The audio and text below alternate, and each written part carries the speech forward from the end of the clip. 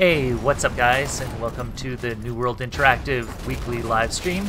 I'm your host this week, Alex Blonsky. I'm the community manager for New World Interactive, and on the line I have Michael Tsarouhas, who is our lead game designer on Insurgency Sandstorm. Say hi, Mikey. Hi everybody. Hi Alex. Thank you for having me today. Happy to talk a little more about Sandstorm, and it's nice to be back. I haven't been on stream in a long time.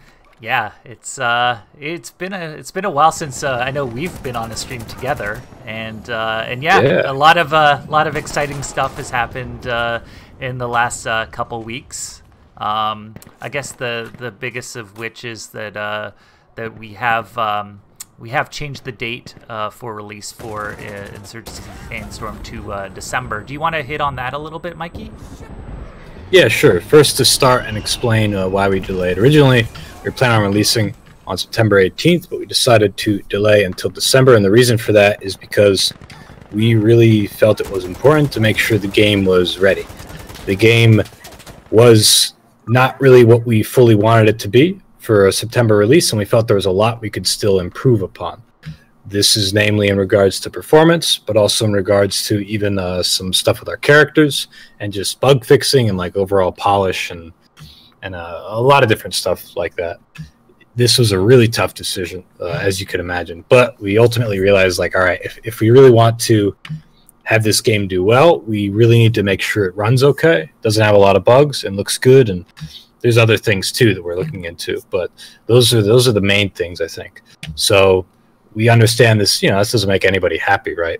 No less us, but we were really grateful to see like people in the community were happy that we were doing that, because at the end of the day, everybody wants to just play a game that works, right? Nobody likes playing a game on release that sucks and is broken and stuff.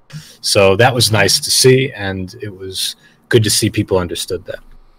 Yeah, and like you said, so far the community feedback has been pretty good. I mean, everybody wants kind of a more polished experience at launch, and we definitely want to give that to them as well. But yeah, we're continuing testing, and obviously, if you haven't tried Sandstorm already, you can pre-order it now. You get instant access to the beta, and we'd appreciate your feedback over the next couple months or so as we get closer to Sandstorm's launch, because all your feedback is the stuff we kind of use as part of the way that we actually modify the game, and we take your feedback seriously. So we don't want to put everything in, but we definitely use it as a guideline for what our community wants out of our game. Yeah, absolutely. That feedback really is important. We're not just saying that. It's an easy thing for a developer to say, but we really do take that stuff into account. We're on the Reddit, and we're on the forums, we're on Twitter even. We're listening and our eyes are open, and this has just been something we've always done. Our previous games, they were in early access, and whether it's in early access or not, and even after we launch, like, our eyes are open and our ears are open too. Yeah. So yeah, Mikey will be on for us for the next little bit, and so if you guys have any specific questions about Sandstorm or the game's development or that sort of thing, throw them in chat, and we'll try to answer as many as you can. I think in the background here, I'll probably load into a game of co-op so I can half concentrate while we're doing this. Let's see. Questions from chat. Have you ever thought about implementing Battle Royale with Insurgency mechanics? I think you answered this a couple times on previous streams, but... I did, yeah, but that's okay. Like, if anybody has any questions, even if it's been mentioned before, we have no problem answering. That's something that, honestly, we as a team, like, just kind of talking around the office, not really talking about it seriously, did think, like, yeah, that could be pretty cool if we did a Battle Royale Insurgency. There's stuff that we feel like we could do with that game mode, with that style, whatever you want to call it, that could be really interesting. It can work really well. Namely, I guess, our lethality and our modern aesthetic, etc. But I think it's not within our plans right now. It's, we're focused on the kind of experience that we deliver, the kind of experience that works with our game modes. Everything about our game is built to work together, and to, like, Battle Royale is like a very different kind of game. It requires a huge map. It requires some I don't know, maybe it couldn't be quite as lethal, because I think health mechanics are also important in a battle royale game. But it would just basically be very different. It's something we'd be open to exploring in the future, maybe, but as of right now, it's not within our plans. I've seen a couple questions about more maps during the beta, and I know that we did have one previous map that we were displaying in previous tests, but I've seen the question a lot. So are we planning on implementing more maps during the beta and, of course, afterwards as well? The maps that will be in the beta are ones that we're making sure we're soliciting feedback on, I guess you could say, and like making sure we're testing to be running well and stuff. Some maps like Precinct, I think, is not in right now, are not ready to be played because we want to still optimize them and we want to get them with a good layout, all that stuff. So we're going to be swapping in and out maps. I guess in a way is going to make sure we don't just put all the maps on there. So A, we can't focus our feedback, and B, we kind of want to save all the content for release, right? Right. We're happy to test this stuff. That's what the beta is for. We want people to pre-order and, you know, enjoy the game as it is, but we also need to test. We need to focus our efforts, and we also don't want to show everybody all the content in the game all at once. I saw a pretty funny one. How did they get all that robust audible chocolate voice into such a wiry frame? That's my friend. I know him. Hi, Matt. I don't know. I think there was just a misappropriation of testosterone when I hit pubescence. It could have been a number of things, but it's true. It's true. I don't look like I sound. Will there be many more optimizations? It's currently okay, but stutter-free matches would be awesome as well. So I guess we can talk a bit about optimization and what we're working on. Yeah, definitely. We're working on a lot of different things for performance. We're making sure all our LODs, our level of details, are in check and applied to characters and their equipment and their cosmetics and whatever. Also to different things that are inside the map, props and such. A lot is basically when something's far away, it doesn't need to render in the game like at its full detail, right? It can just be low detail because it's so far away. Your eye can't make it. It doesn't make a difference, right? So there's stuff like that we're doing. We combined all of our gear to be like a single mesh. I think that's in the beta right now, actually, which means like instead of it having to render every single little part, it's all one thing, so it's faster. We're looking at doing some things specifically with character cosmetics at the moment to make them easier to render. There's a lot of different technical stuff essentially that we're doing. We're attacking it from a character perspective and also from a level art perspective. And there's some like individual specific hitches that you'll see or glitches that we're trying to figure out what's causing them and just address those too. Oh, and I'm just being corrected. We haven't done the mesh merging yet. I thought we mesh merged the gear, the equipment, but we did not do that yet. So thank you, Jeremy, for correcting me on that. I saw this as a big thread in the forum, but any plans for a head-free look, turning head with the Alt button to watch around while crossing from cover? I saw a thread in Steam that was asking for like more of a free look style, like head-looking mechanic that's separated from your gun. Is that something that we have planned or have thought about in the past? Yeah, you know, this is something that actually came up recently. I watched the video of Shroud actually asking David Vonderhaar, the lead designer or the design director on Call of Duty 4 Black Ops in the Blackout mode, and it's something that a lot of games do. And well, maybe Arma did it, Squad does it, I think Tarkov does it. World War III is going to have it. For our game, I'm not sure it really fits with our pace. I do acknowledge, we acknowledge, it has tactical value, but our game is kind of medium fast. It's not really like Arma. It's not really like Squad. So our perspective is we'd rather just free up the key space, especially because we have gamepad support, right? People on gamepads and people eventually, going to be on consoles. You already look around pretty easily, and the screen isn't too obscured. we're just not sure if the benefits would be there for it. Let's see.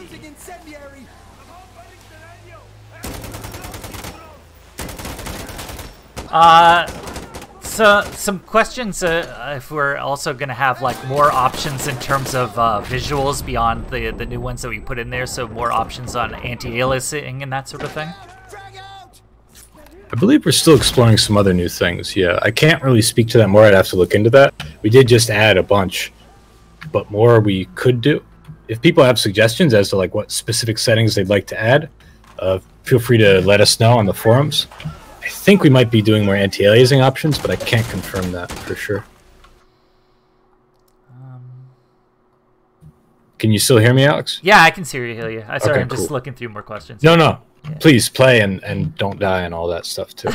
somebody was saying, "Oh, is it choppy for anyone else?" I thought I lost my internet. Yeah, I'm getting a little chop right now because I also have like the Twitch stream open in one window and streaming the game in the other. So. Gotcha. I see there's a question here. When will Refinery return? I can't say when exactly, but that is one of our release maps. We're gonna have 6 maps on release. Again, we're just having specific maps in the game, and we're focusing our testing to be on the particular ones that we're ready to test. But once the game releases, all those maps will be in. Yeah, I know for me personally, Refinery was one of my favorite maps to play just because it was so different. There's a lot of like kind of covered routes, but you could still you're still exposed to them. Like you'd see people's feet and hands because a lot of like the rooftop railings and that sort of thing kind of expose you the same way. I thought it was really interesting compared to the other map sets that we have in the game, and I'm excited to play it a lot more once we get it public again. Yeah, me too. It seemed to have a bit of a love-or-hate relationship with it, because some people are like, "Oh no, I want something more open. You know, I want to fight in a town or a rural area or something like that, or an explicitly urban one." Right. But this is different. It was cool that we did something different, and our survey results reflected like some people, "Oh, it was my favorite map." Other people, "It sucked. I didn't know how to play. It was my least favorite map." Yeah. So I think that's cool. It's always interesting when maps are different like that. Even like the first Insurgency, the most different maps were the ones that always had like either huge fan bases and followings, or they're really diverse in terms of opinion. Like kind of like a Flak Tower when we released it for DOI as well. True. That one, I hear a lot of people say they love playing that style, especially guys that love playing co-op. And there's a lot of people that whoa, I just got blown up by a suicide bomber. A lot of people that don't like it as much because they like the more wide open maps, which was kind of a signature of a lot of the DOI section. So it's interesting what we could do in the future in terms of like map design and that sort of thing as well. Absolutely, yeah. We wanna try new things, right? We wanna experiment with new layouts and new settings. So a couple questions about timing for next patch. I guess like we are not going to hold ourselves to a specific time, but I think we've said before we can expect patches a little less frequently because we're not trying to race towards like a launch date right now. That's correct, yeah. We did patch the game and hotfix it pretty aggressively the past couple weeks, but right now we're kind of buckling down and focusing on some tasks that are going to take longer, frankly. And in doing that, we'll be able to reduce some real meaty, good stuff in the interim, in the time that we have. We can't, and as you said, we can't commit to a schedule at the moment. But once we can, or once things have become clearer, we'll certainly let you guys know. And lots of calls for remaking original Insurgency maps. And I think we've seen in the last couple weeks a few modders have been working on in the background some remakes of some of our older maps as well. But I know we've talked about maybe doing that if we want to in the future. We still haven't figured out which way we're going in terms of that. But yeah. Yeah, that's something we have discussed. And there's already some inspiration for some of the maps that we have in game. Yeah. And if you look real closely, you can see. But we've also talked about just doing straight up remakes, reimaginings, or not quite ports because we want to make it, looking good and stuff. But yeah, some modders have already done that. I can't say specifically which maps we are looking at doing, but I can say we have discussed it, and we're considering a few. It would be post-release content.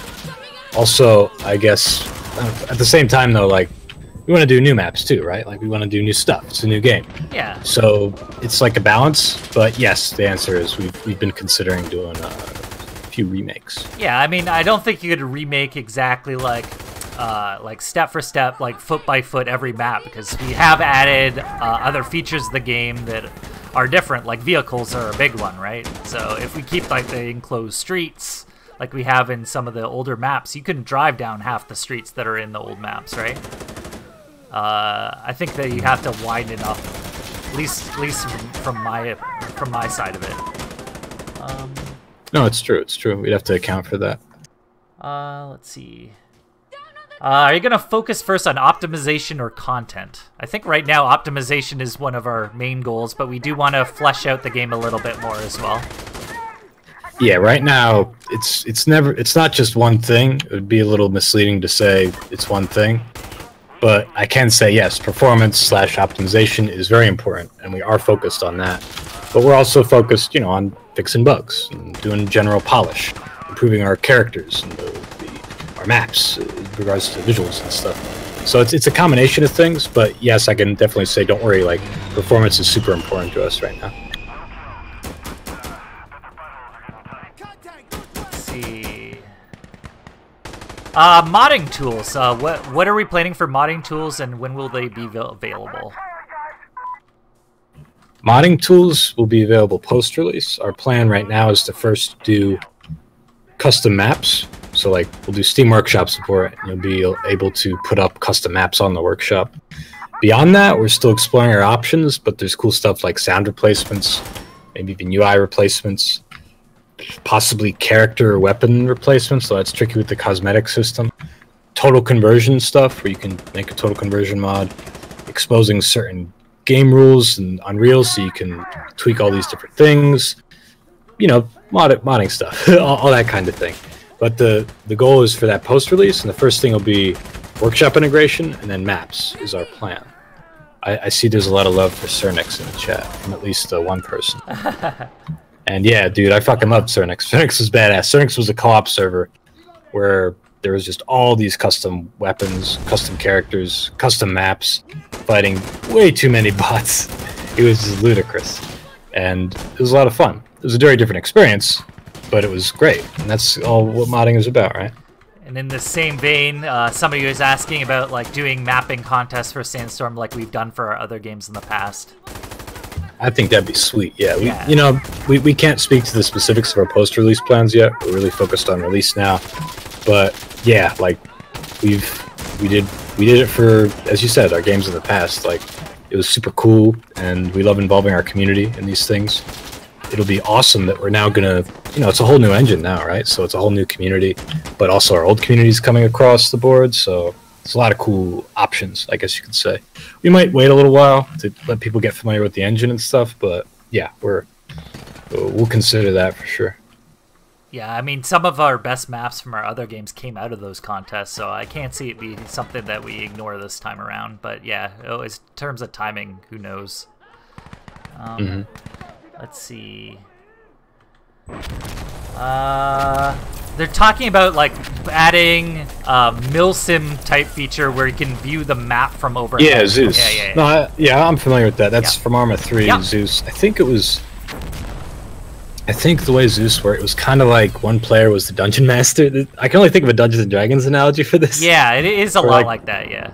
Yeah, one guy's the dungeon master, and he puts in the monsters. I mean, the enemies, and spawns in I don't know, vehicles and stuff like that all across the map. We don't have any plans for that. It's a pretty neat idea. It kind of reminds me also of Zombie Master, which is a Half-Life 2 mod. But I'm not sure if it's not really a priority of ours. It's a neat idea. I'm not sure if it would be worth us exploring at this point. Post-release, we're more focused on actual content and continuing to make performance improvements, continuing to make gameplay improvements, but more like also just content. So cosmetics, new weapons, and new maps. It's kind of a niche thing. I wonder if it could be achieved with modding, but it's it's fine. It's on the table. It's something we could consider. Yeah, it'd be cool to do that almost like as a co-op mode too, kind of like Left 4 Dead, but instead of the computer sending in waves, you could have like an actual human do it. Yeah, it'd be kind of cool. Yeah, it's a neat idea. It's just again like we have other plans and it's sort of niche, and I'm not sure if it's something that our whole audience would appreciate. Let's see. Player customization, when will we see more added? Are you going to allow gun cosmetics as well? We're still planning on doing stuff post-release, and that would include cosmetics. And in addition, what was the second part of the question? Oh, weapons, yeah. Yeah, weapons. Weapon cosmetics we're talking about too. I can't say much more than that, but we are exploring it. It would be, if we did do it, it would be post-release. So hot topic the last little while has been about movement, speed, and pace, and if we're planning on any more adjustments to any of those factors.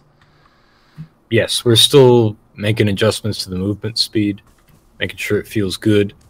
This is just a constant process, right? It's very iterative, and it's the way we've always done our gameplay balance. And honestly, there's plenty of gameplay balance that's going to happen after release, like with any game, especially multiplayer shooters. So you can expect all these things to be tweaked and modified and honed until they get to a place where they're feeling as good as they can be. Right. I mean, there's already certain ones that we've already tuned up and down during like previous tests. So the same setting we've tuned up, same setting we've tuned down. So it's interesting to get the community feedback when we get it saying it's too fast, then you tune it and you say it's too slow. And it's tricky. You got to find the sweet spot. Yeah. An interesting thing to say though is if you guys go play Insurgency, because I did this recently, because we were comparing and doing research. Light movement in Insurgency is like noticeably faster. Like Insurgency was a fast game. I think a lot of people don't really remember, and it was even faster in some cases than Sandstorm is, which is interesting because our maps are even bigger now. So go have a look at Insurgency and compare. But we got to make sure we do whatever feels good for our maps and our pace and our game modes and all the new mechanics that have come in. Right. The point is, like, it's a subtle thing. There's no perfect. We don't know the perfect area yet. We're just going to keep moving toward it. Yeah, it's a feeling thing, and as we get more used to the engine and people get more used to it too, I mean, try to make it feel as much like the original, but we still have some new mechanics as well in there, so we have to kind of account for those as well. Let's see. Any character voices coming post-release? So I know right now you can customize like character voices, but any ideas on adding additional character voices? Is that something that we're planning on doing? That's something we are exploring post-release. Yeah, we got a few different ideas that should be pretty cool. Should add some interesting color to the factions, I think. And yeah, that includes like new accents, for instance. But we also need to look into this. Like it's a pretty big production thing because it's a lot of voiceover. Like each character is like 1,200 lines of dialogue. Yeah. And it's a post-release thing, and we also want to make sure it fits with the theme. You know, that it makes sense to be existing in a modern insurgent Middle Eastern conflict. But yes, this is the answer. We are looking into that. I see there's a second part to that question: how we feel about a voice acting contest and some abandoned mapping contest. I don't think that's something that we would do. We do most of our voiceover through an agency. And we'd want to look for professional actors who we could vet and who can put out the stuff to be to the quality standard that we need. Those independent voice actors, people are free to reach out to us if they have a portfolio and they have experience and stuff. We have worked with independent actors before, namely on Day of Infamy. But our standard is to go through an agency.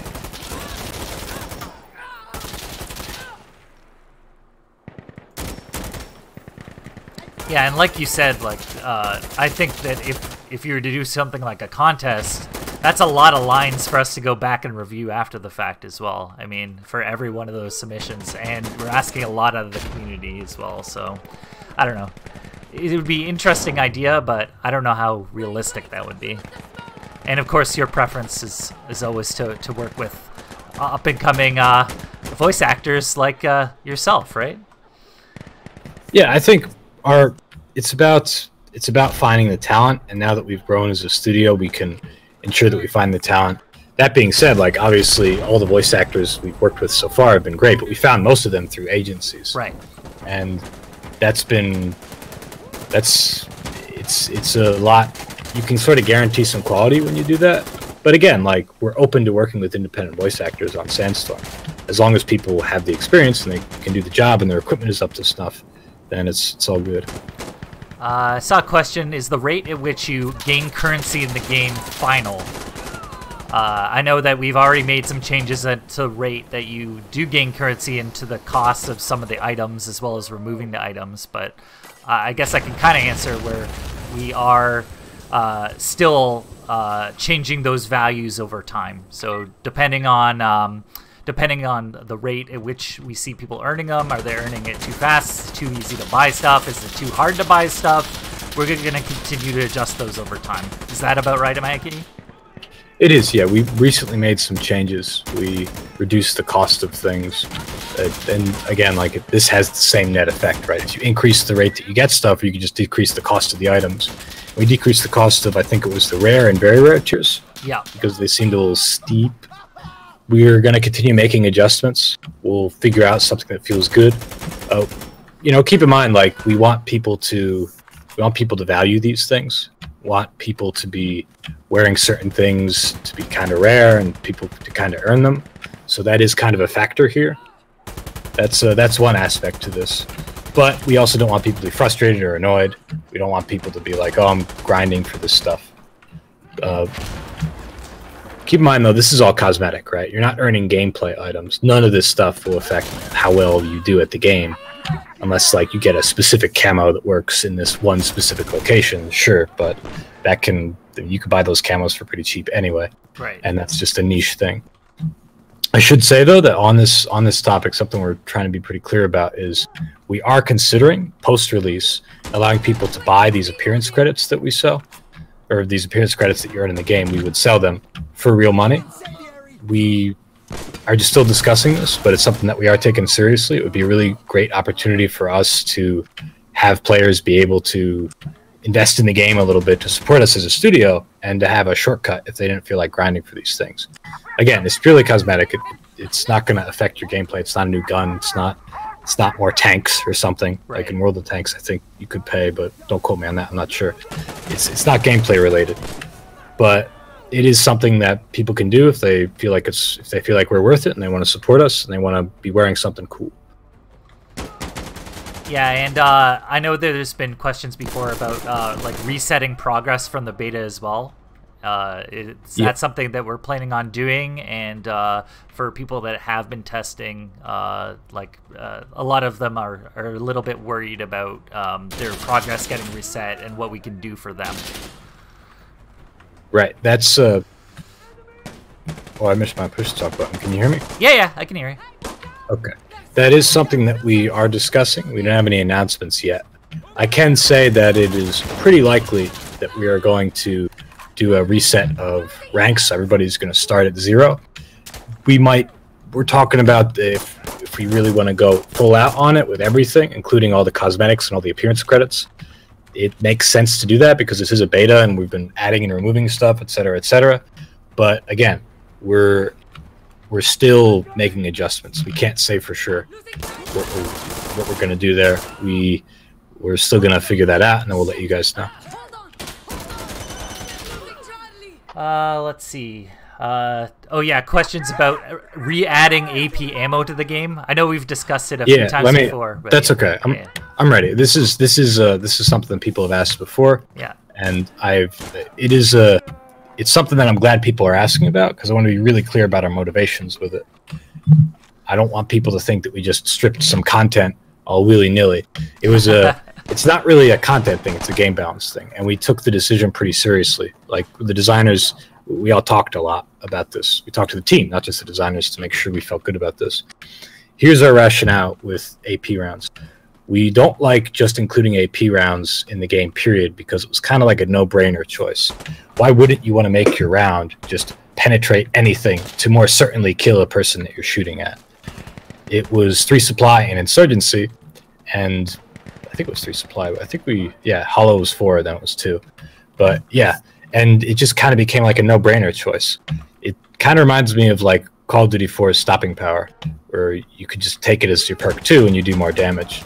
Like, why would you want to, like, it's not a choice, right? You just, do I want to be better, or do I want to be not as good? Right. As I could be. And because when you use AP, like, you also have this, it's kind of arbitrary. You have enemies that I take cover behind a wall, and I hear enemies that are shooting at me, or I know because I fought them before, or it's mostly from the sound thing. I can detect, okay, like they're shooting an AK at me, but this is cement, and I know it's this thick, so it's going to stop the round.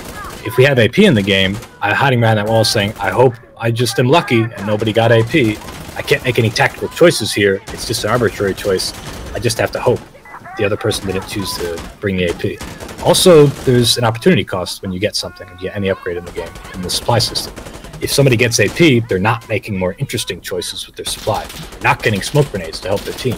They're not getting a suppressor to take a silent approach or something, even on a more individual level. So we remove those interesting choices.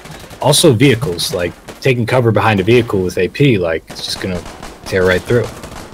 It was a no-brainer. So yeah, someone in the chat saying it was just a no-brainer. Like it felt arbitrary and silly. Same thing with armor. Like, oh, I'm wearing heavy armor.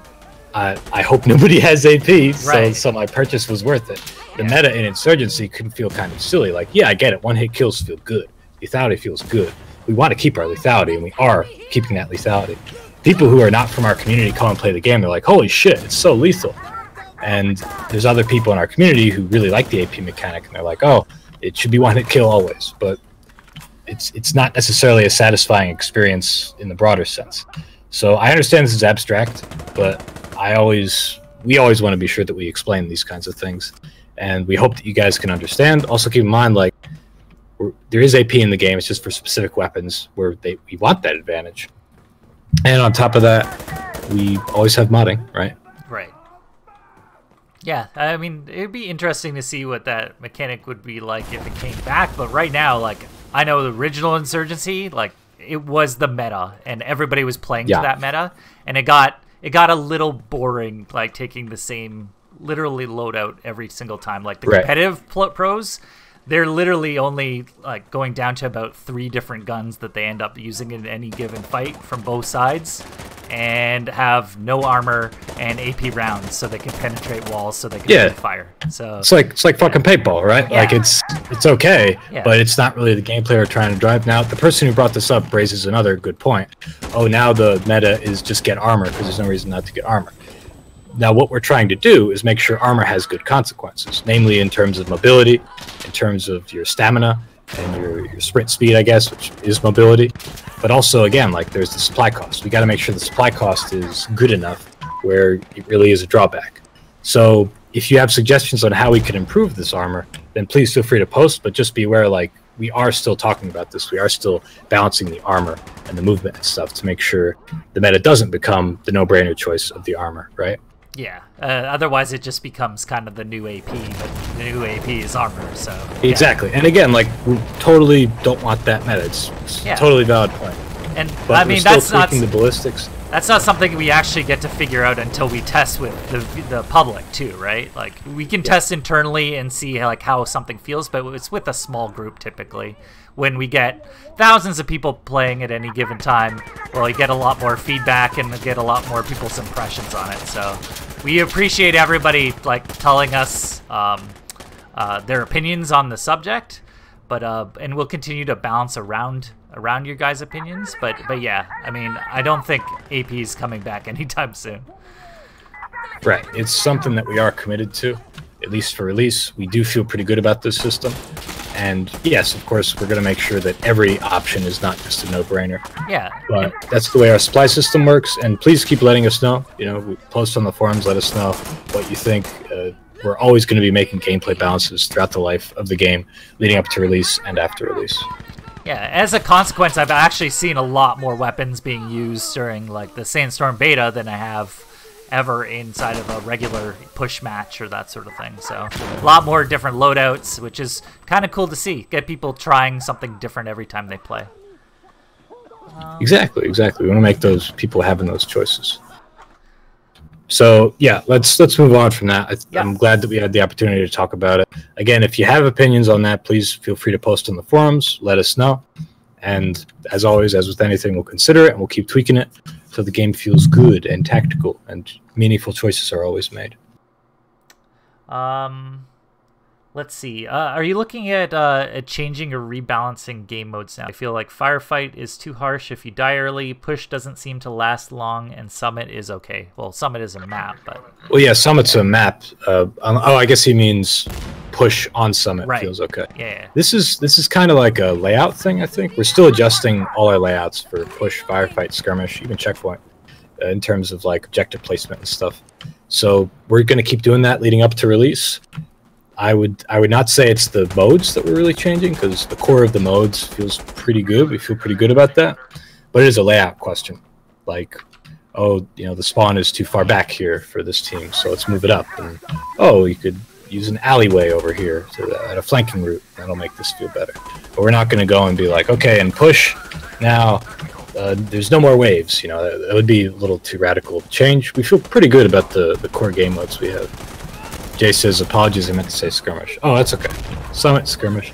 Once when I was testing, this is funny, I was playing Insurgency, and I messaged our lead level designer, and I think we had to test something, and I said, hey, could you just start a game on your computer of Skirmish Push? And he went, what?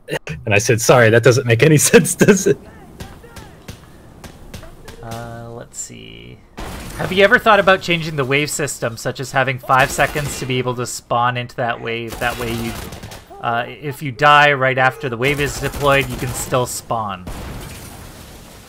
So, say it again. I'm trying to figure it out as well. Just reading it. Have you ever thought about changing the wave system, such as having 5 seconds to be able to spawn into that wave? Way, it's like a little grace period. Yeah, grace period. Yeah, I've seen that as a suggestion for like an alternative to having zones you can't move into as well to prevent spawn camping, like as an alternative. That suggestion. Okay. Yeah. Well, I think that might be separate. Like if it's about restricted areas, that's something we're always trying to adjust. I just saw a video last night from Reddit of some dude just hanging out in the insurgent spawn, shooting people, and I thought, oh, okay, better report that. But yeah, we're always balancing with that. With that grace period, I have to double check, but I believe we have something similar. It can't be too aggressive though. I need to double check on it just to be safe, but I'm pretty sure that we have something in there. It's just not very aggressive. It's it's tricky. Like if the objective gets captured right before, and you die like right before that, I understand the timing sucks, but there also has to be penalty. There has to be a cutoff, right? Right. Is artillery supposed to penetrate buildings, or is that a bug? That is intentional. Artillery and explosives penetrate. It feels kind of weird that, like, in some games, you see a dude and you point your RPG at him and you're like, you're going to die, and you shoot it, and he takes cover behind some wood.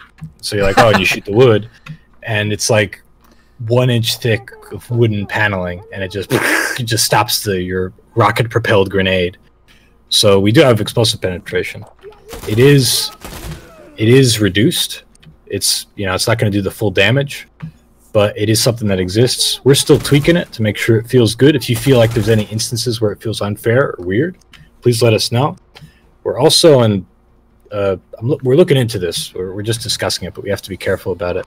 We want to include a particle effect. So like if you explode a wall, on the other end of the wall, it would like shoot out the shrapnel, right? Because that's what's happening, is the shrapnel is coming through. I guess the concussive force too, but it's more like a shrapnel thing we're trying to simulate. And that should make it more obvious, like what's going down and what you're getting hurt from. Also, keep in mind, if you're in a building and artillery starts, if you lay prone, you will take reduced explosive damage. At least it should be hooked up. I'm pretty sure it's hooked up. Any update on being able to hear footsteps behind you? I know we made a change that kind of started that bug, but yeah. Yeah, it's a bug. The footsteps are not playing consistently. It's a bug, and I assure you we are looking into it. Any opportunities to increase the FO, or give options to increase FOV, over. I think it's the max is 100 right now, right? I'm pretty sure. I would have to double check. I'm not sure if we have plans to increase the FOV. We'd also have to double check on that. I see another question here. Yeah, go ahead. Will there be female player models? Yeah, there are actually. You can play as females on the security. They have their own voiceover. She did an awesome job. All the voice actors did a really awesome job, and it was great to work with the female voice actor in particular, Laura Tsarouhas, because she improv'd a lot of her Arabic, as did Walid El Ghadi. But yeah, it was really cool to work with people who speak the language and to do that for security. I think that was a really neat thing a lot of games do, show the local forces on the security team. And yes, as you can see on Alex's screen, there are females. You just got to go to customize. Also, there's another question. Yeah. What was the motive behind taking away drum mags for ARs? Was it balancing issues to help with implementing the SMG extend? Yeah, it is a balancing thing. It just felt kind of, again, like we're talking about no-brainers, kind of like a no-brainer choice. Like, oh, do I want 30 bullets or do I want 50 bullets? But it wasn't that expensive. And even if it was, like, it's one of those things that just makes your weapon better. And we want people to be making, they can improve their weapon, obviously, but we want them to make interesting, different, more lateral choices, if that makes sense. They are available in co-op, though. Has the delay of the PC release affected the console development? We don't have any updates on the console development yet. As of now, our plans are still to release for consoles in 2019. Keep in mind, a lot of the work that we're doing right now still applies to consoles. I see there's a question. Will there be Islamist female player models? We're not dodging your question, sorry. If you're asking a question and nobody sees it, just, you can put it back up again. Keep in mind there's a lot of chat going by. I should say, like, there's no religious element to this game. You're open to project that onto the characters if you like. That's fine. But it's not that kind of game. The insurgents are just insurgents. Their motivation is up to you. And security are just security. They're just from the government. But if you're just talking about female characters, regardless of extremist motivation for the insurgents, then we would say it's something we talked about, but we wanted to stick with it for the security, at least for now. It's something we could try to do post-release, but again, like, it didn't really feel thematically that appropriate, because like in the research that we did, a lot of the insurgents, it's definitely got like a male bias. There are female security forces. You could argue that that's not the case, and it gets a little more political, as the who insurgents are.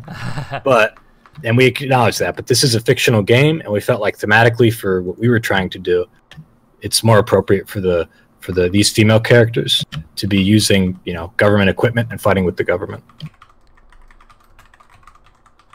Let's see. Oh, server hosting. So custom servers. How will that system work once we get it up? I know we mentioned it in our launch date update, but how will custom servers work? We want to have a system where a player can just go to custom game and they can say, oh, I want to make a co-op server of Summit, Checkpoint, Insurgents for my buddies and me. And we would be able to give them a server and they could just play it right away. And that would be super cool, right? Because then you can do exactly the experience you want. We're also even talking about, like, way post-release, like, you could do different settings, tweak and modify different stuff in the game. It could be a number of things. It could be like loadouts, it could be gravity, it could be a bunch of different stuff. And perhaps even integrating workshop content. How cool would it be if you, like, Insurgency had the Army of 5 mod, right? Right. But when I was playing it, I was in the US, and the US server wasn't always populated. And it was US West, and my friends, we were all US East. How great would it be if you could just go to custom, load up the mod, and then I could host a server for my friends and me, and for anybody else who wants to join. Now, again, like, this is a post-release goal, so we still got to explore it. We got to explore what we can do in Unreal, so we're not making that commitment. But we do want to make clear that that's something we are exploring. As to the base implementation, it's what I described with the Summit example. Let's see. Any more plans for more explosives like claymores or booby traps? No, we don't have any plans for that. It's something we've talked about, but it feels kind of cheap. I don't know. I don't know about you guys, but I fucking hated the claymores in Battlefield 2, like old school Battlefield 2. There I am, and I make it to the base. I'm going around, and like, yeah, I'm not an engineer. I'm not laying on my belly, going around the entire map, crawling like a worm, with my wrench shot to disable claymores. But it's just like there's no real way to counter it. I guess you could shoot it, but you could easily place it in a position where it can't be shot, and it just felt kind of cheap. So yeah, my perspective personally, and us as a team, like we just feel like it doesn't work with the size and our games. Just because something exists in real, I know this sounds, maybe this is obvious, sure, but just because there's like a cool military tool that exists in real life doesn't mean it's going to make for good gameplay. Yeah, I can't see like doing minesweeping being that fun. I know it's a good time waster on your desktop and Windows, but I don't know about in game. Yeah, it's a balance, and I don't know. At that point, we could do weapon jamming, right? That's realistic, but it's just arbitrary, right? Like sometimes you just lose. Let's see.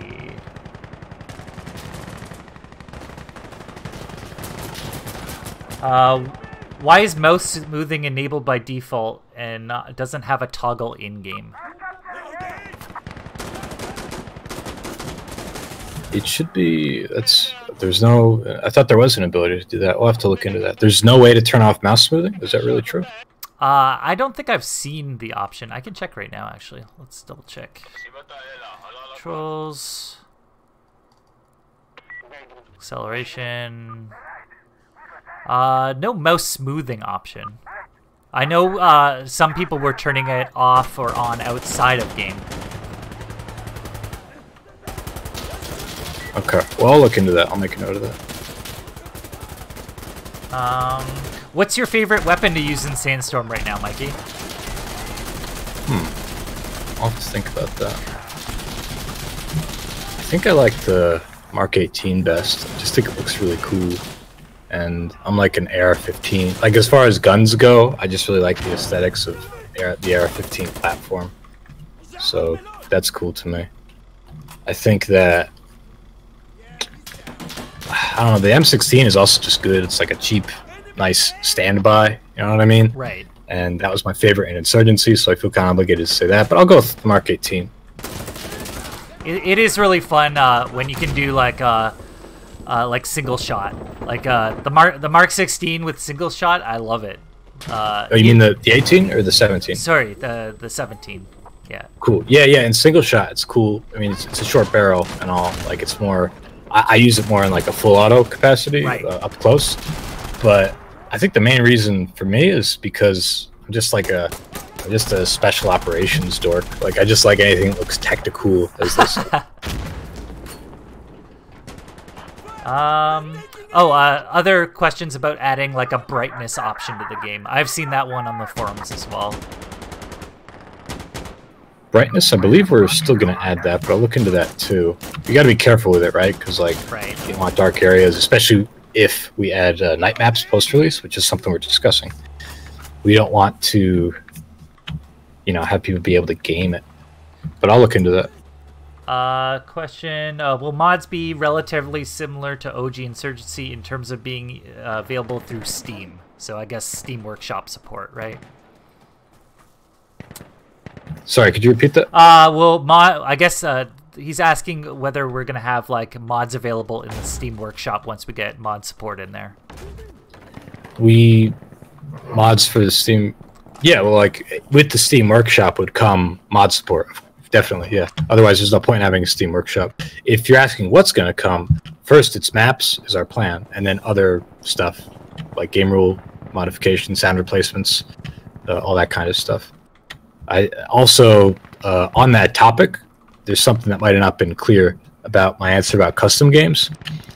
That was our approach to what we are calling custom games, and what some other games call custom games. But we also have dedicated server support, community servers, and those people can put up, you know, modded servers from like, you know, Cernix Co-op or whatever. But again, like this is stuff we have to explore post-release. Modding's important to us, rest assured.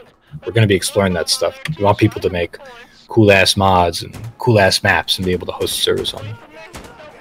I see another question here. Why don't security get Humvees? Feels odd for security to be using technicals.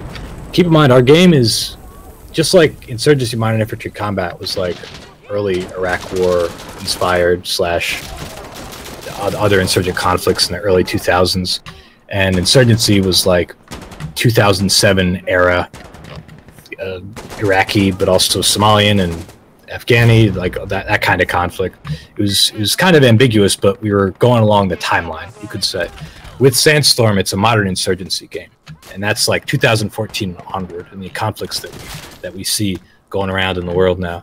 And when we look at those conflicts, we see a big part that hasn't been represented in the past, and that we're trying to represent now, is the inclusion of local forces being a more prominent fighting force. It's not just Westerners invading the country, and also the inclusion of special operations soldiers to accompany those, and those guys might be the Westerners. And it's not that common to see Humvees anymore. It's more common within our narrative to be seeing technicals that are just used for expediency or for cheapness. And also it's nice in terms of the gameplay balance, which is good. But that's definitely a part of the theme. And also, like, it's even like kind of a gameplay balance thing, that where you don't want like a vehicle that's just invulnerable to bullets, you know what I mean? Or that just takes 1,000,000 bullets to destroy, or like soaks 3 RPG rounds or whatever. That we don't want to make any vehicles too overpowered. It's a balance stuff, which is why we added the shield, because before the truck was too underpowered. And also, yeah, Humvee's copyrighted, so if you guys heard about that, Activision got some flack and got in some trouble because they were using Humvees, and Humvee came after them. So there's a few different reasons for this. Here's an interesting one. Question: can you summarize this hidden map in 3 words to hype the community? Hidden map. I don't think I understand the question. What's the question? I guess he's saying that there's a hidden map that was available in maybe previous tests that he wants us to hype up with 3 words to hype up the community. From one of the maps that's not in. Yeah, that's not. That's what he's saying. Okay, I got it. Precinct is a dense urban clusterfuck. I love it, dude. There's just there's shit going on. It's not like Shipment in Call of Duty 4, right? It's not stupid. But, okay. Not to throw shade on Shipment. No, yeah, Shipment was stupid.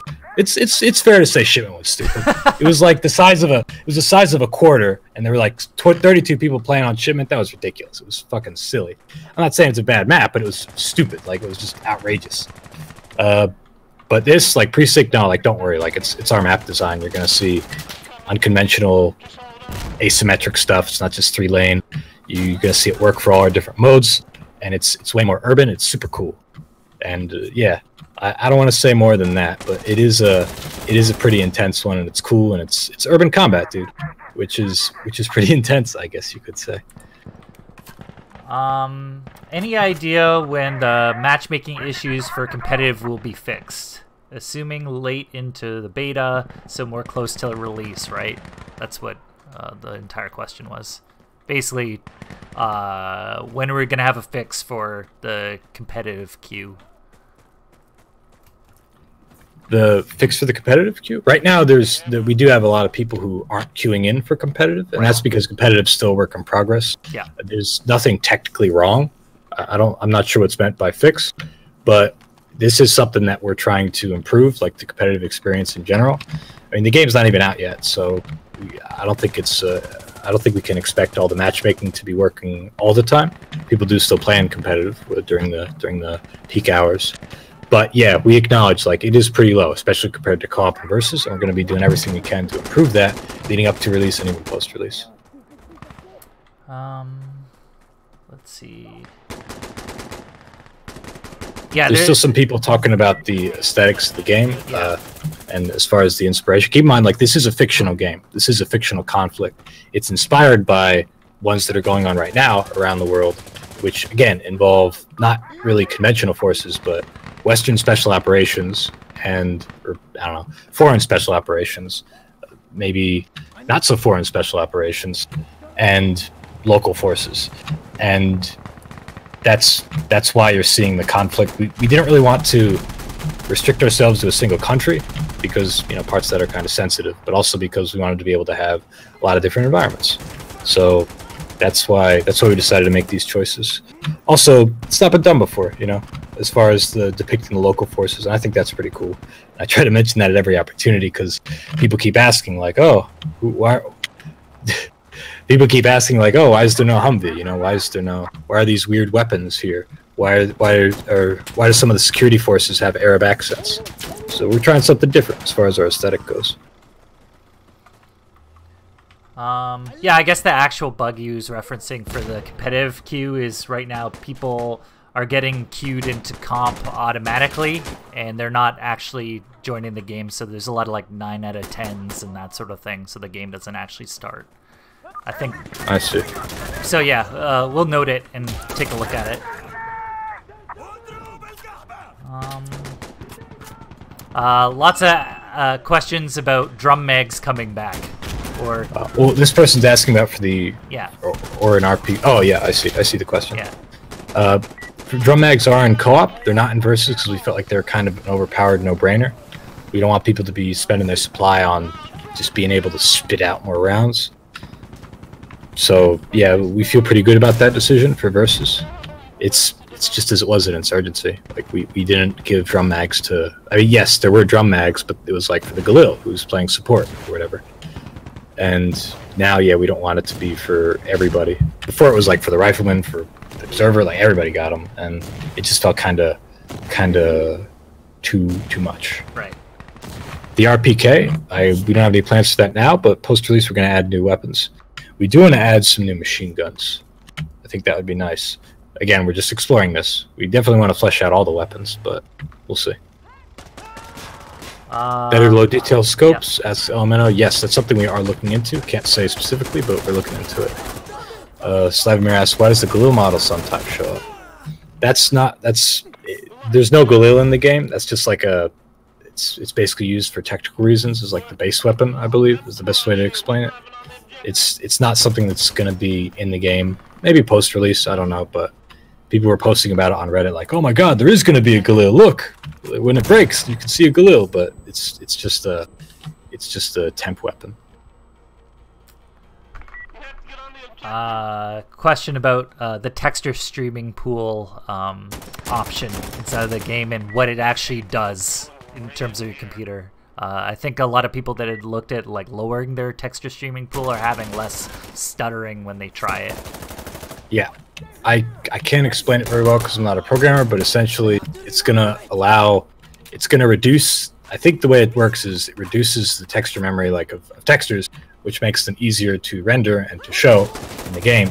And if they're easier to show, yeah, they're lower quality, but they're easier to show, and that just makes the game have an easier time representing everything in the game. Yeah, that sounds like my understanding of what they told me when they were releasing that feature as well. Will the price go up after the game is released? Well, I think you wouldn't get the pre-order discounts. And then if you are a long-term Insurgency player, I think we have a new date where we're no longer offering the sorry, somebody's talking at me in game. There'll be a new date where we're no longer offering like the loyalty discount as well. I think we set that to March or something like that after we changed the date to December. But yeah, so like right now the cheapest price you're gonna get on Insurgency is basically right now. You get 2 discounts that basically total 20% if you already own the first Insurgency, and you get instant access to the beta. So I don't think we're looking at discounting this game as heavily right off the bat like we did on our previous games. But so yeah, if you're ever thinking about getting into the game, I would suggest now would be probably the right time. Yeah, we don't have any plans to increase the cost post-release either. It's $30, 10% off for pre-ordering, 10% off if you own Insurgency for a total of 20. Yeah. And yeah, we're not planning on increasing the cost. That would be a really weird business model. Yeah, I think, well, I think he's kind of describing that from like an early access perspective. Right. But it's not an early access game. The game's there. It's just a pre-order beta. Yeah. You could argue that's semantic, sure, but no.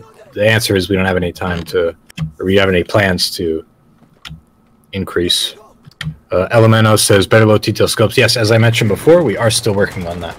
That's something that we are looking into. I can't say to what degree or when or if, but it is something we're exploring. There's another question here.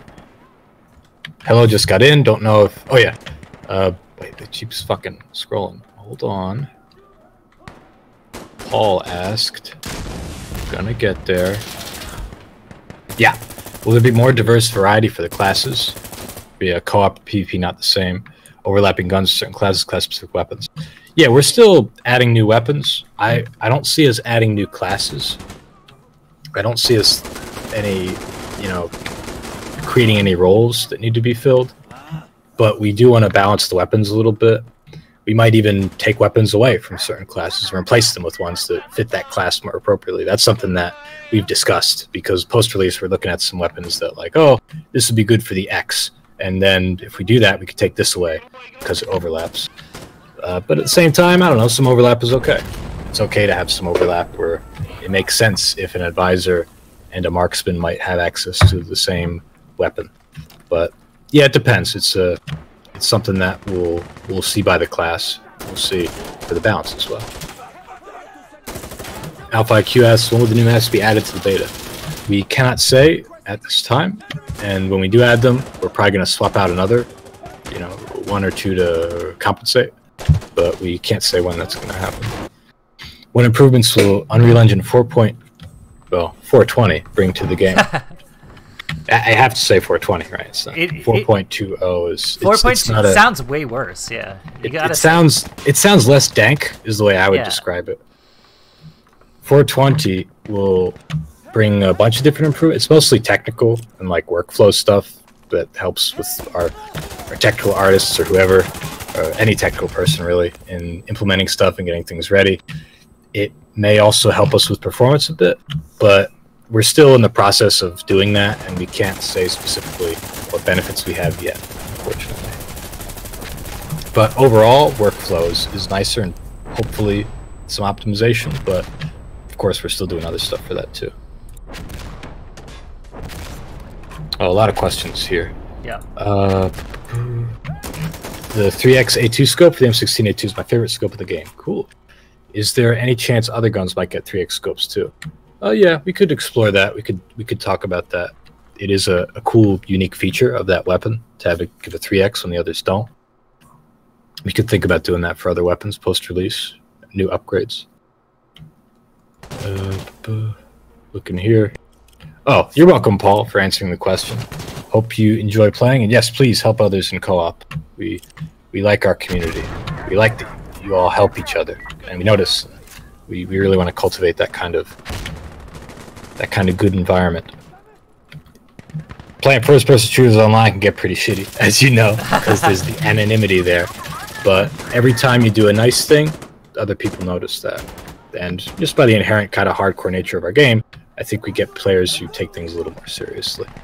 Yeah, be nice to each other out there, guys. I mean... Yeah, otherwise you die. Yeah, the best games I've ever played and watched are the ones where people are making call-outs and helping each other, and I know those were the experiences at E3 this year. I remember that the teams actually did the best in our co-op scenarios, so so always better to help people out rather than just get angry and start swearing at them.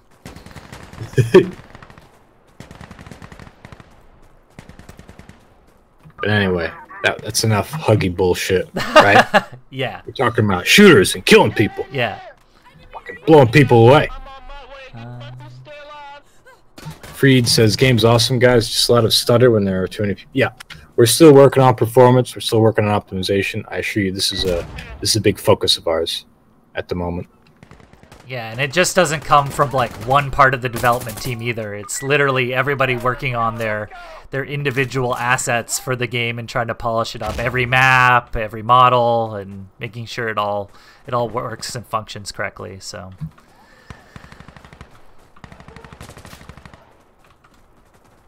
Any thoughts on bringing back the MP5, MP40, and/or the Sterling SMGs?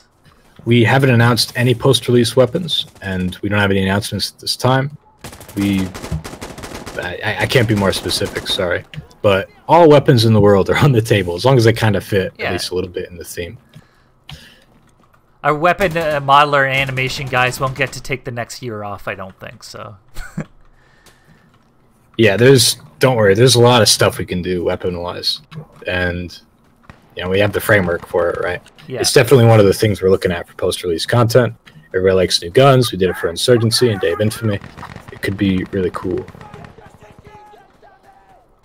Can enemies hear when you say you're on an objective when the enemy's on the objective? No, they cannot. The only thing in co-op you can hear the bots because, you know, it's fine. We wanted that to be a part of the tactical play in co-op mode. But if in versus mode, the only thing the enemies can hear is when you say something in the radio menu, so you deliberately choose yourself to say something, or you get suppressed and your character like cries out, you get killed or wounded, like you take damage and cry out or something, or you cough and smoke. I think that's everything. There might be more, but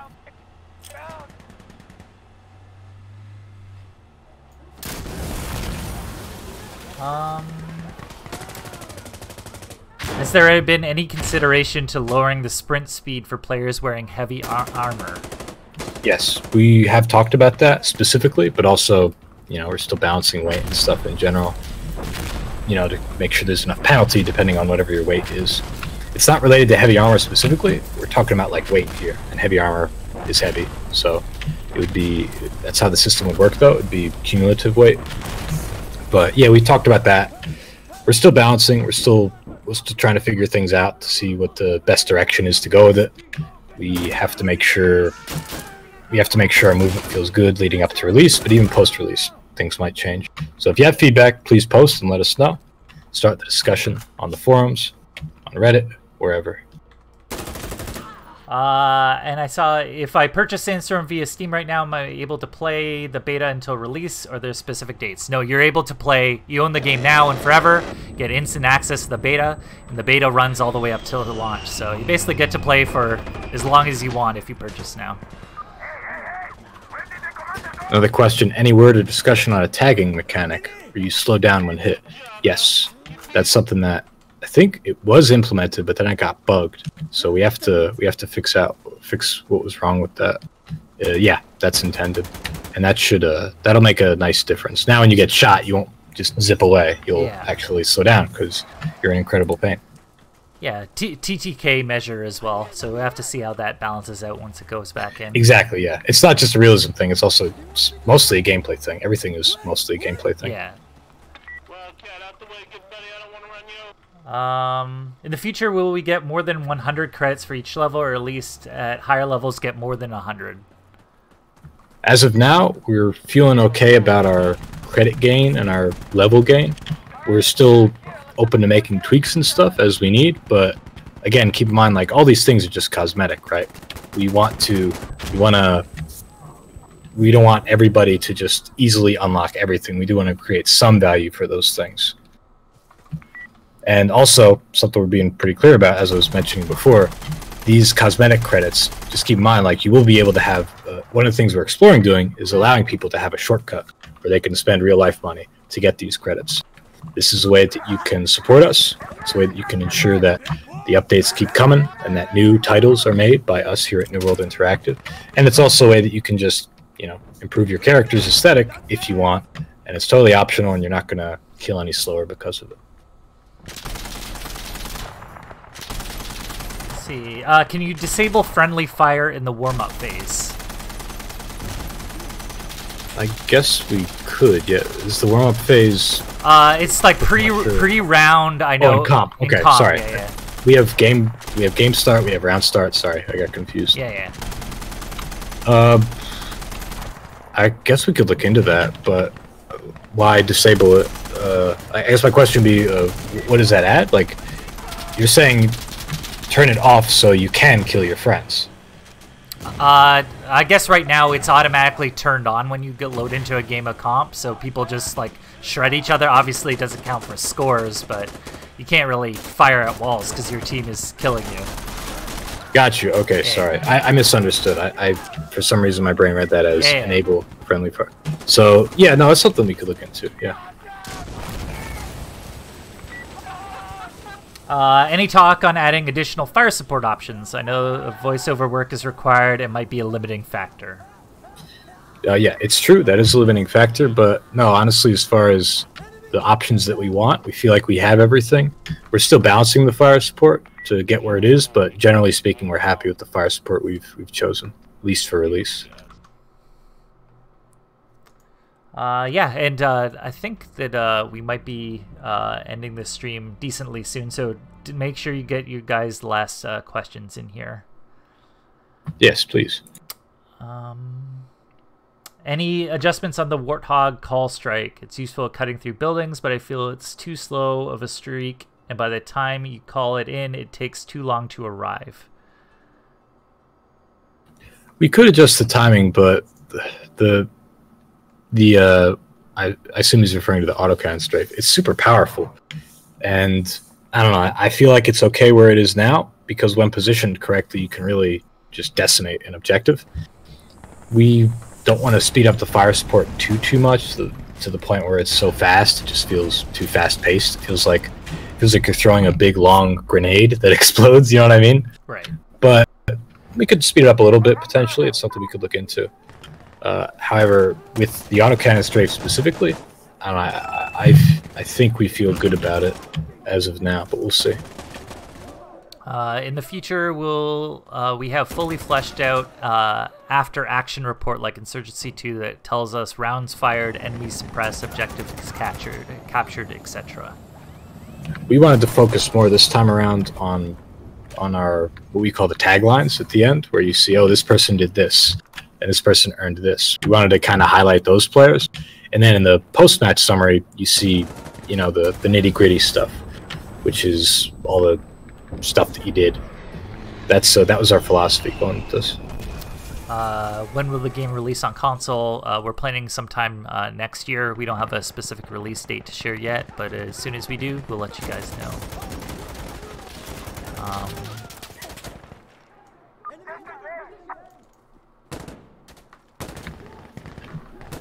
There's hold on. Will you add some nice, not gameplay features from Dave Infamy, like seeing the player classes in the map and being able to press the player on the map when spectating? If you mean the icons, oh yeah, okay, he means the icons in the tactical map. Okay, he or she, whoever. Yes, that's something that we did have initially, I believe, in earlier testing, but we felt that it just looks a lot cleaner and it's way easier to see the direction somebody's facing if it's just an arrow. And for the commander and the observer, they can see their own icons and they're all the more obvious. As to clicking on a player on the map and spectating them, that's something I think we're looking into that. That's a good thing. How do you feel about giving more experience or credits for the end of match taglines? That's an interesting idea. I think that's something that we could talk about. It would have to be balanced, of course, and we'd have to create a system for it, but I don't know, at the same time, we like the simplicity of our system, and we don't want to confuse people with, like, how do I get credits? How do I unlock this? How do I unlock that? We really like the simplicity of our system right now.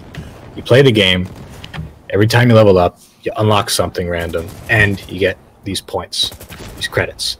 You can spend the credits to get exactly what you want right away if you save them up, and that's it.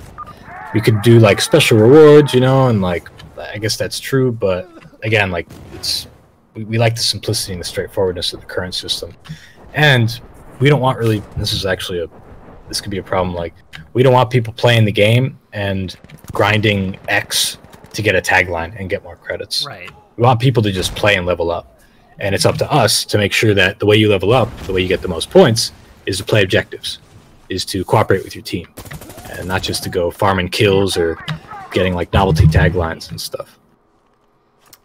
A couple different questions I'll kind of combine together, but one about having a open beta before release, and another one about having a free weekend on release, doing basically open or free periods for the wide player base. We don't have any plans for either of those things, for an open beta or for a free weekend. I don't know, I've not heard of a game releasing. No, that's weird. And doing a free weekend at the same time. That'd be... I'd be curious to see what would happen, but I don't know. I'm not sure if that's a good call. You get everybody in the world checks out your game, and then they're done for that weekend. You know what I mean? Yeah. We want to incentivize people to buy the game, check it out, get invested. We want those people who are invested to buy the game. We don't want to... I don't know. I think that would be a weird, unconventional business strategy. We could do a free weekend in the future. There's nothing wrong with doing that. Yeah. But we don't have any. That's far in the future. Right now, you pre-order the game and you can play it. And just to open the kimono a little bit on Steam, I mean, there is a lot of competition on things like free weekends and even like general sales and promotions. So if you're going to do it, you're competing against a lot of other publishers for time slots, and it's not something that you get very often. So when you do use it, you have to make sure that you use it correctly. Yeah, it's like a special ability in an RPG. You got to burn, and you got a cooldown. Yeah. You look at the bottom of your vision, you can see it slowly regaining free weekend ability. I see another question here.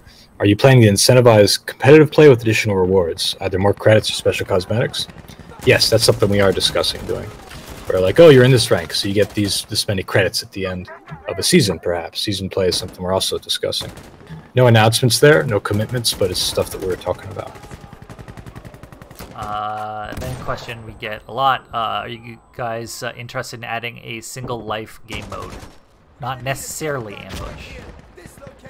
We don't have any plans for that now. Maybe post-release, but one thing to keep in mind is with post-release content in regards to game modes, they're just in game modes with us in general. Right. One of the things we weren't so disciplined about was it was so easy to add game modes and test game modes and fun to test them.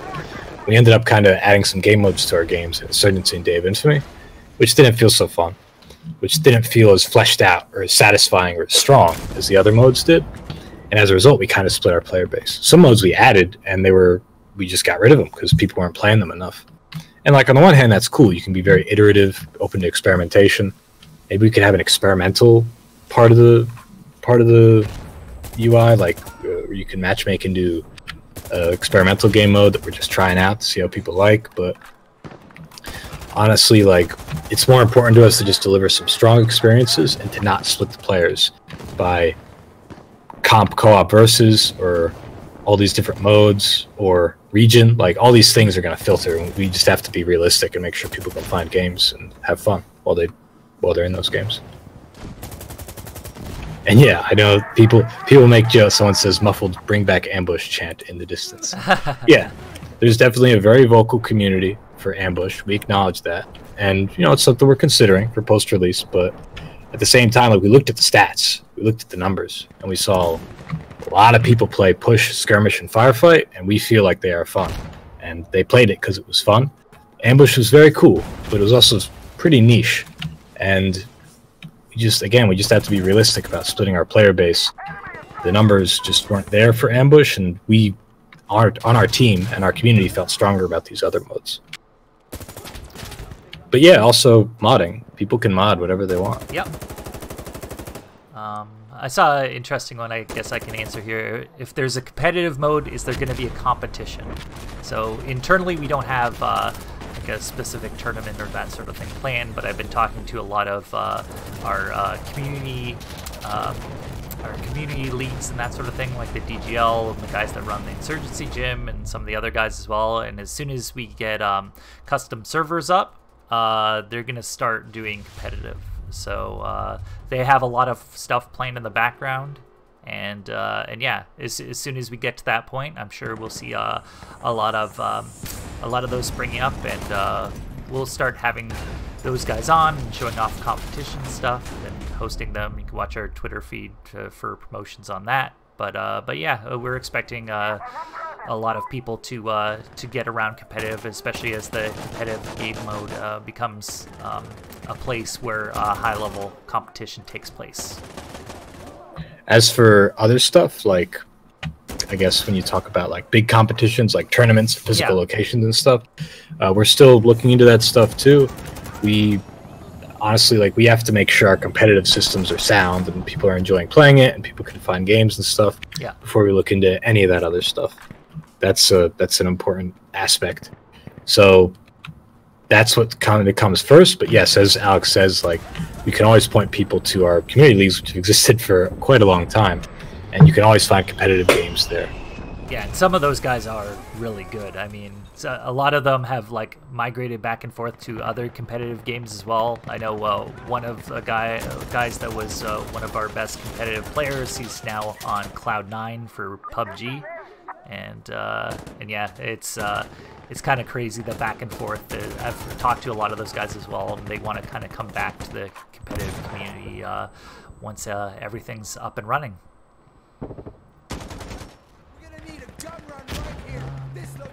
Let's see.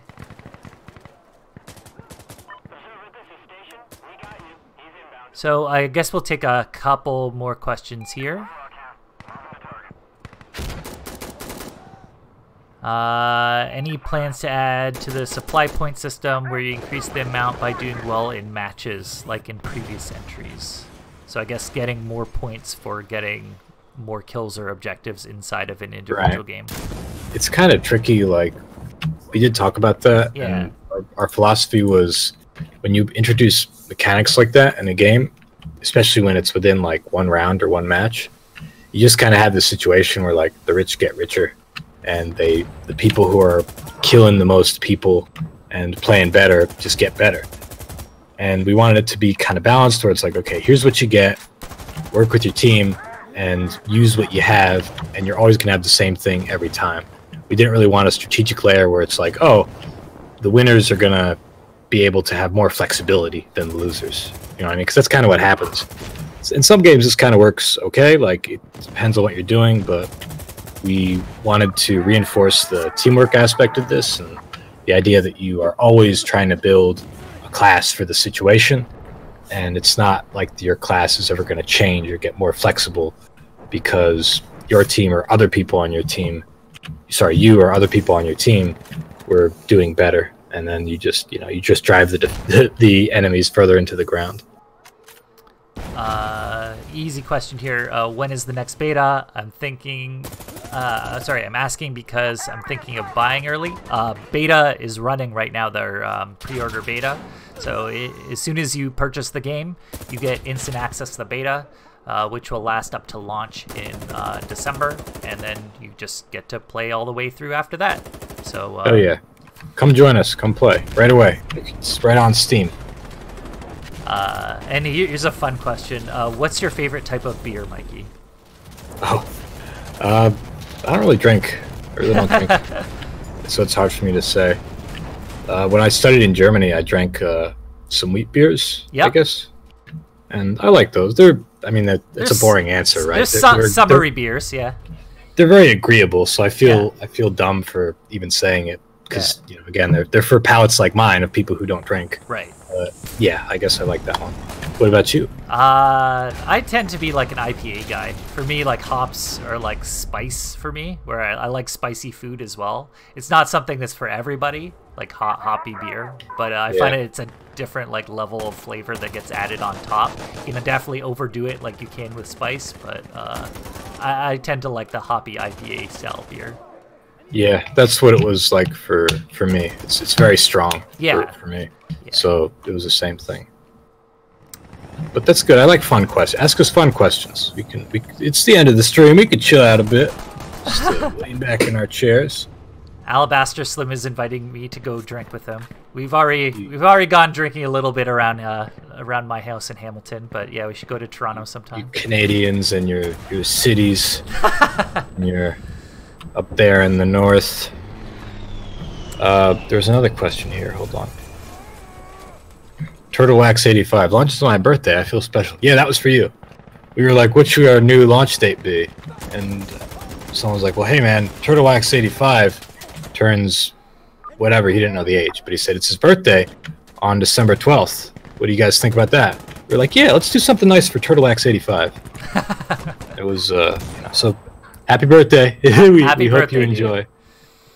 And we'll wish you another one. Come into the chat. I'm sure we'll do something on launch. And we can wish you a happy birthday again. I missed a question here. I'm sorry.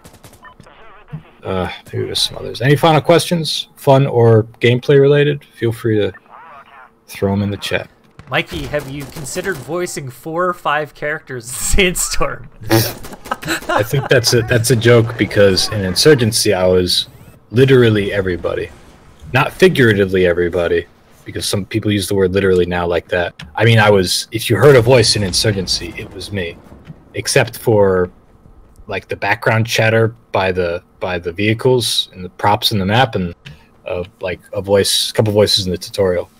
But yeah, no, I do not have any plans to. I'm the voice of the support helicopter, and I guess I kind of wanted to take a step back. I wrote all the dialogue, I directed the actors, even in studio. It was a lot of fun working with. There's another director, but I was there like as the writer and general voiceover director for our company, helping make sure they got the tone right and everything. That was a lot of fun. There's thousands of lines of dialogue in the game, and I think it really adds a lot to the immersiveness and the experience. And I'd love to hear your thoughts. I hope everybody likes it, but I didn't want it to just be me again. I don't think anybody really wanted it to just be me again. People want it just to be you as a joke, kind of, yeah. Yeah, as a joke, yeah. I get that, and I'm flattered by that. I'm really glad people liked my voiceover in the past. Well, I mean, we could release like the Corporal Stoner voice pack on 420. I don't know what you're talking about. I don't know who this Corporal Stoner is. I just heard about him. He sounds a little bit like you. I think he's doing an impression of you. Plans to make a mini tutorial mission. Yeah, we actually are looking into making a tutorial mission. Can't say much more about it, but yeah, it's something that we are working on. Can you tone down the blood spray and bullet impact? The rest of the gore looks great, but the red mist looks like Kill Bill. Yeah, you know, as with always, like, gameplay trumps realism, and in this case, it was a gameplay thing, where you could have this one opportunity to confirm kills, which is nice, and also, it just kind of looks fucking sweet, dude. Like, it looks pretty cool. It's so gruesome, and it really reinforces the lethality of our game, and it is a game, right? So yeah, we feel pretty good about it. It's important. We also want to add an effect for hitting armor too, which would be nice. Speaking of particle effects, but yeah, as for this, I don't know, it feels good. What were you about to say, Alex? Yeah, without having like a kill feed on by default, having being able to see that you've actually hit a target versus not hit a target is pretty important, especially if you're long range. So like I think that the blood spray is pretty big, but I think you have to have that if you're going to have sniping from a long way away and low time to kill and that sort of thing as well. Yeah, exactly. And like, you know, we still want people to. We want it to be ambiguous sometimes if you killed somebody, but we didn't want it too ambiguous, and it's satisfying. Like, our gunplay is satisfying, and that ties into not just the gun, but the blood you create when you shoot people with it. Good question here. Could you make lobbed grenades cookable? Yes. This is the way our system works. If you hold left click and you right click, you hold the grenade, you right click, you start cooking it, so it'll blow up in your hand unless you throw it. If you hold right click to lob the grenade, and you left click, then you cook it. That's how you cook a lobbed grenade. You just hit the opposite key. Now, I know that it sounds simple, right? But we do need to explain it, and that's something that's going to come through in our lessons system, where you'll see hints pop up, video tutorials while you're playing the game. Oh, but you're saying it doesn't work? What? It should work. I'm pretty sure it's working. I could have sworn I'd done it. But I swear I did it in game, but yeah, maybe give it a double try, and if it doesn't work, please let us know. What's your favorite project or specific area in the game you are currently working on? Well, I'm the lead game designer, so I work with the other designers to design stuff. I think I'm most attached to the voiceover, again, because like it's kind of how I got into game development. I care a lot about video game aesthetics. I also like the character customization, all the cosmetic system. That's a system I was very involved in with concepting and designing. And I just really like, I said it earlier, I really like how we're trying something different as far as the theme goes. I like that we're showing local forces. I like that it's a modern insurgency game. It's not just another Middle Eastern game about Westerners invading and killing the insurgents. I think that's cool. And there's a lot of cool stuff we can do with that aesthetic and that theme. And you can see that in our character customization and our weapon selection and all that kind of thing. So that's the thing, I guess that's the area I really enjoy, or what I really appreciate about the game. But what about you, Alex? Ooh, for me, I mean, I love talking to the community, especially the guys that give like really good constructive feedback. Obviously, like a lot of the feedback you end up getting on message boards and on Twitter and that sort of thing is sometimes it's like very, very base, but the ones that like have really fleshed out ideas on what they want out of the game and have specific improvements and want to talk about it, I love having those conversations. So I definitely like dropping into to a Discord or two every now and then where community members are talking and just get their feedback in terms of what they want to see and what their priorities are. And yeah, I mean, we're kind of based around being around the community anyway, being kind of like almost like a hyper-developed mod team where we get their feedback during this beta, and we try to implement as much as we can. And yeah, I mean, we really appreciate everybody's feedback. So I guess that's my favorite part of being on the development team. Definitely. And I know it's true. Like we really do care. We want to make a fun game for us and for the people that play it. And the best way to do that is to get feedback, to iterate, to be open to making changes post-release. Just look at Insurgency, yeah, and how much it changed, and all, not just the content, but the balance and stuff. But yeah, and I know it sounds kind of cheesy. Like I always feel like we sound like it's not PR speak. We really mean this.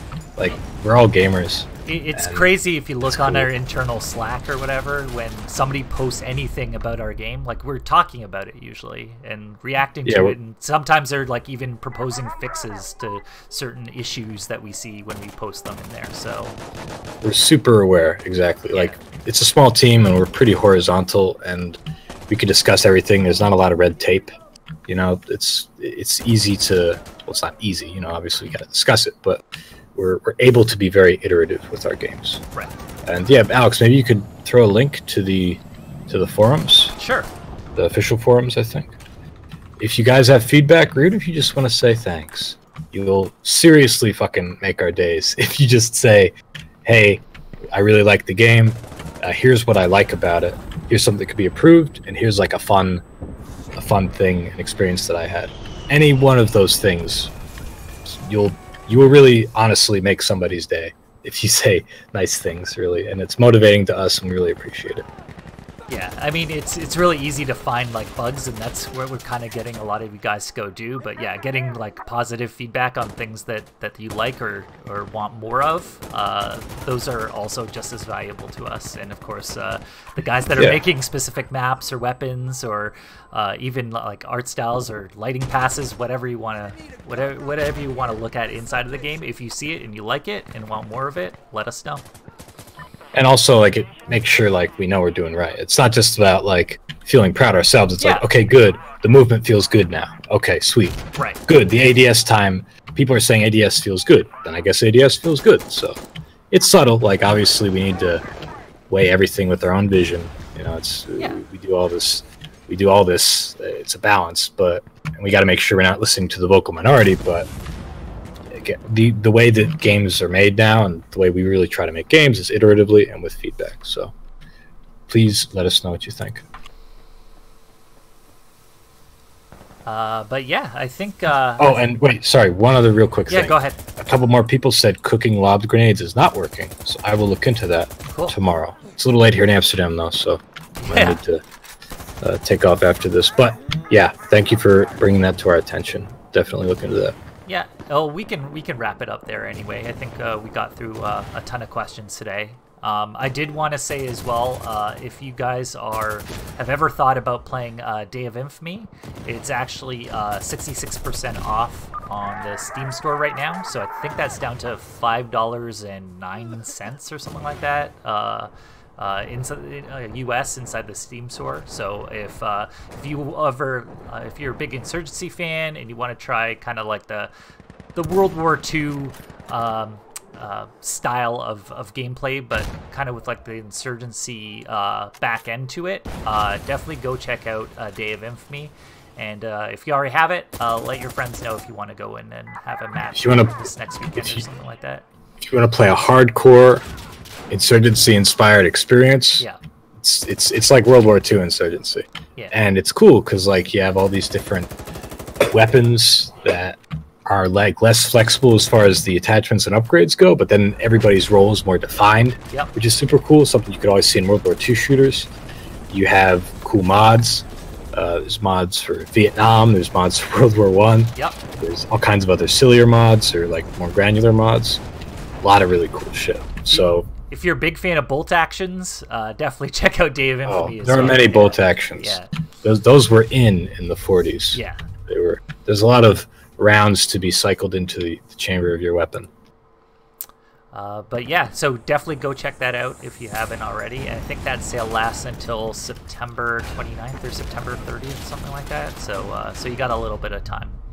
But I want to thank you, Mikey, for joining us today, and thanks for helping to answer some community questions. Absolutely. If you guys have any more questions and you're watching this on the YouTube video, you can leave in the bottom and I'll try to get to as many as I can. Otherwise, if you're trying to give feedback to us, best place is the focus forums. I think we just threw a link in chat, but I'll do that again now.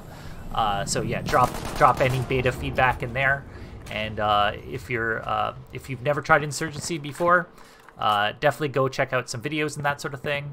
Go search it on YouTube and see some content creators' thoughts, and then maybe jump in with the rest of the team. As soon as you buy the game, you're gonna get 10% off and instant access to the beta, and then you'll get to play all the way up to launch and beyond. So so now is as good a time as any to jump in, help us test it out, and get in some rounds before we go live in December.